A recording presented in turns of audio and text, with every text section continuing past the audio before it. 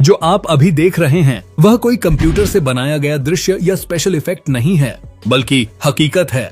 यह नजर सारा चेनाब नदी के ऊपर 359 मीटर की ऊंचाई पर हिमालय की गहरी घाटियों के बीच मौजूद है। इसकी विशालता का अंदाजा आप ऐसे लगा सकते हैं कि अगर एफिल टावर को उठाकर नीचे नदी के तल में खड़ा कर दिया जाए तब भी उसकी चोटी इस पुल के डेक से लगभग 35 मीटर नीचे रहेगी।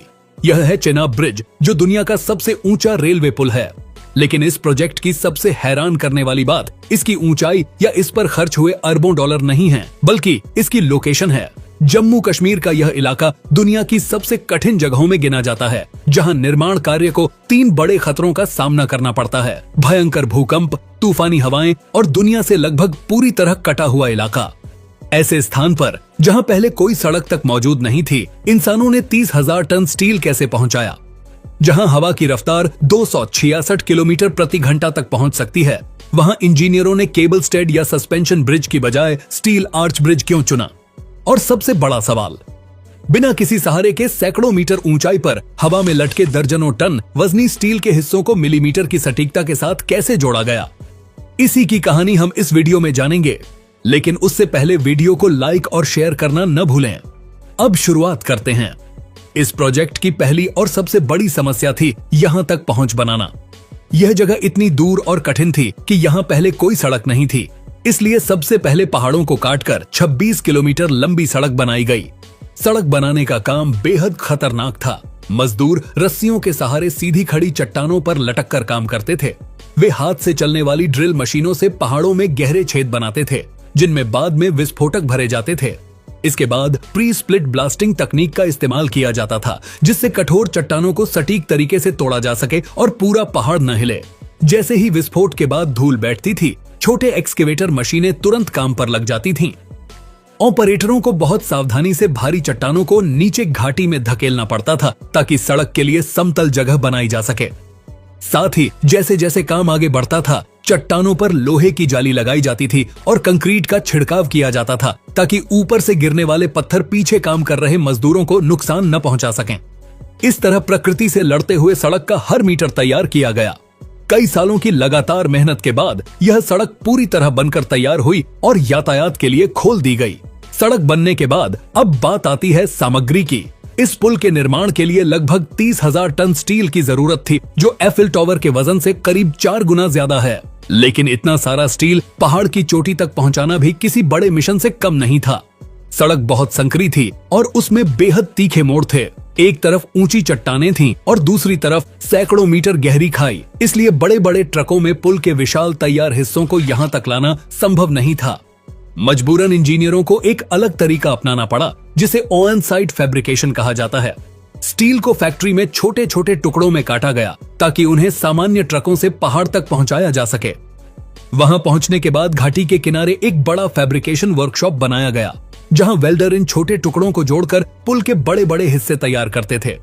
जब हजारों टन स्टील घाटी के किनारे जमा हो गया, तब सबसे महत्वपूर्ण सवाल सामने आया कि आखिर किस प्रकार का पुल बनाया जाए।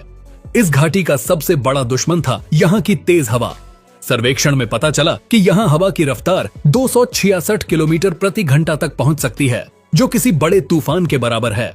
शुरुआत में कई लोगों ने केबल स्टेड और सस्पेंशन ब्रिज का सुझाव दिया, क्योंकि ये आमतौर पर ज्यादा बनाए जाते हैं और निर्माण में आसान माने जाते हैं। लेकिन इन दोनों डिजाइनों में एक बड़ी कमजोरी होती है, इनकी संरचना काफी लचीली होती है। इतनी ऊंचाई पर लगातार तेज हवाओं के कारण इनमें खतरनाक कंपन पैदा हो सकता था और पुल बुरी तरह हिल या मुड़ सकता था। रेलवे के लिए यह बिल्कुल स्वीकार नहीं था, क्योंकि ट्रेनों को सुरक्षित चलाने के लिए बेहद मजबूत और स्थिर ट्रैक चाहिए होता है। इसलिए लंबी गणनाओं और परीक्षणों के बाद इंजीनियरों ने स्टील आर्च ब्रिज को चुना।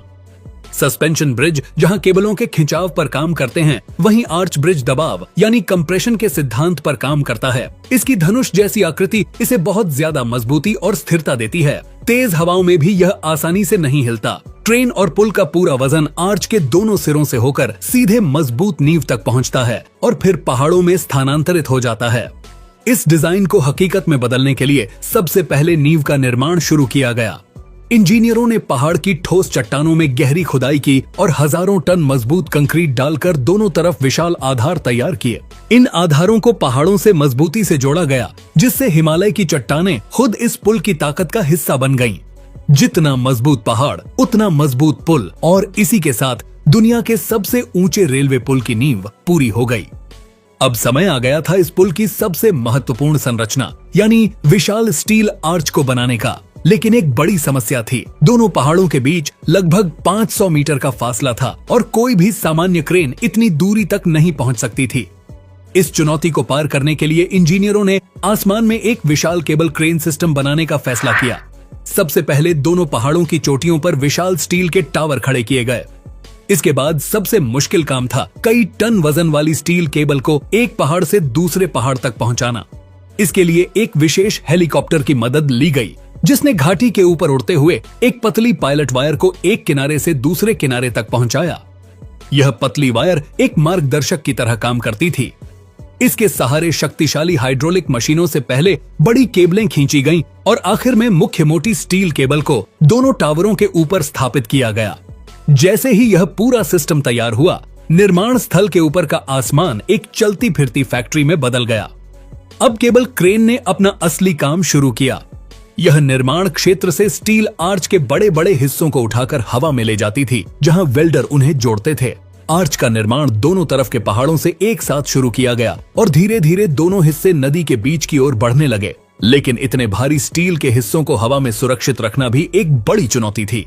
इसलिए हर नया हिस्सा लगाने के बाद इंजीनियर अस्थायी स्टे केबल्स की मदद से उसे वापस पहाड़ की ओर खींचकर स्थिर रखते थे। ये केबलें ऐसे काम करती थीं जैसे किसी व्यक्ति के हाथ किसी भारी वस्तु को मजबूती से पकड़ कर रखें। इसी दौरान एक और महत्वपूर्ण प्रक्रिया भी साथ साथ चल रही थी। जब खोखले स्टील ट्यूब अपनी जगह पर लगाए जाते थे, तब उनके अंदर बहुत अधिक दबाव से ताजा कंक्रीट भरी जाती थी। इससे एक विशेष संयुक्त संरचना तैयार होती थी, जिसमें बाहर का स्टील खिंचाव की ताकत संभालता था और अंदर का कंक्रीट दबाव की ताकत को झेलता था। यही कारण था कि पुल को भूकंप जैसे बड़े झटकों का सामना करने की क्षमता मिली। पूरे प्रोजेक्ट का सबसे रोमांचक पल तब आया जब दोनों तरफ से बढ़ रहे आर्च के हिस्से घाटी के ठीक बीच में आकर मिलने वाले थे। उस समय इंजीनियरों ने अस्थायी केबलों को बहुत धीरे धीरे ढीला किया ताकि दोनों सिरों को बिल्कुल सही जगह पर लाया जा सके। यहां गलती की गुंजाइश सिर्फ कुछ मिलीमीटर की थी। जब अंतिम लॉकिंग पिन अपनी जगह पर लगाया गया, तब दोनों हिस्से एक मजबूत इकाई में बदल गए और विशाल स्टील आर्च पहली बार अपने बल पर आसमान में खड़ा हो गया। अब उसे सहारा देने के लिए किसी अस्थायी केबल की जरूरत नहीं थी।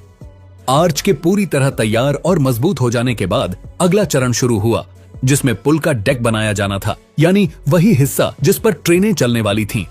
लेकिन सवाल था कि इतनी ऊंचाई पर बने घुमावदार आर्च के ऊपर रेलवे ट्रैक कैसे बिछाए जाएं? इंजीनियरों ने जोखिम भरे हवाई निर्माण की बजाय इंक्रीमेंटल लॉन्चिंग नाम की तकनीक अपनाई। उन्होंने पुल के एक किनारे पर जमीन के ऊपर ही एक स्थायी वर्कशॉप बनाई। इसके बाद काम बिल्कुल किसी फैक्ट्री की उत्पादन लाइन की तरह शुरू हुआ। सबसे पहले जमीन पर ही पुल के डेक का एक बड़ा हिस्सा तैयार किया जाता था। फिर विशाल हाइड्रोलिक जैक उसकी मदद से उस हिस्से को धीरे धीरे आगे घाटी की ओर धकेलते थे, ताकि अगला हिस्सा जोड़कर पूरे पुल को चरणबद्ध तरीके से आगे बढ़ाया जा सके। अगर वीडियो पसंद आया हो तो लाइक, शेयर और चैनल सब्सक्राइब करना न भूलें।